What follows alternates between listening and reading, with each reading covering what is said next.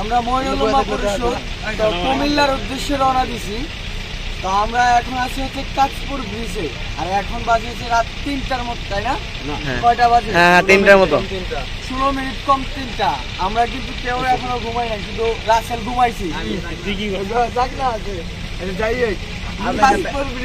সবাই দেখাই আসলে এই যে সকাল থেকে কষ্ট করার পর, মাগরিবের পরে মাল টাকে লুট করার পর, এতটা পথ পাড়ি দেওয়ার পর রাত এখন বাজে 3টা, এখনো ঘুমাই নাই। আসলে এরা সবাই কিন্তু মানুষ মানুষের জন্য। আমরা আসলে বন্যা কবলিত মানুষের পাশে দাঁড়ানোর জন্য এই যে ট্রাকবোট, এটা কিন্তু ডিস্ট্রিক্ট ট্রাক, খাবার নিয়ে যাচ্ছি। আসলে কাঁচপুর ব্রিজে আমরা দাঁড়িয়ে আছি।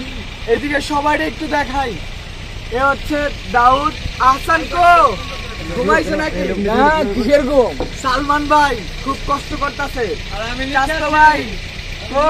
ঠিক আছে ঠিক আছে। আরে সোহাগ, রাসেল কো? হাসিম, সোহাগ ভাই, সুহেল ভাই, আর শাহিন, আর হচ্ছে মামুন। আসলে এবং আমাদের সাথে আছে হলো মাহফুজ ভাই, অনেক কষ্ট করতেছে। এবং আছে আমাদের উস্তাদ নিজাম সাহেব। তো হুজুর অনেক ভালো মানুষ, হুজুর আমাদের সাথে আছে না আসলেই।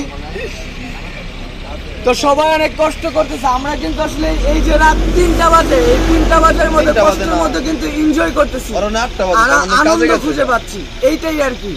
তো মানুষ মানুষের জন্য আমরা সবাই যার যার জায়গা থেকে চেষ্টা করব মানুষের পাশে থাকার জন্য।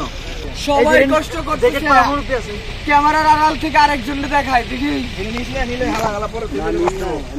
এই হচ্ছে রবিউল, সামনে আরো 2জন আছে। আমরা টোটাল হচ্ছে 14 জন, নিজাম সাহেব সহ 14 জন। তো আমরা 14 জন যাচ্ছি।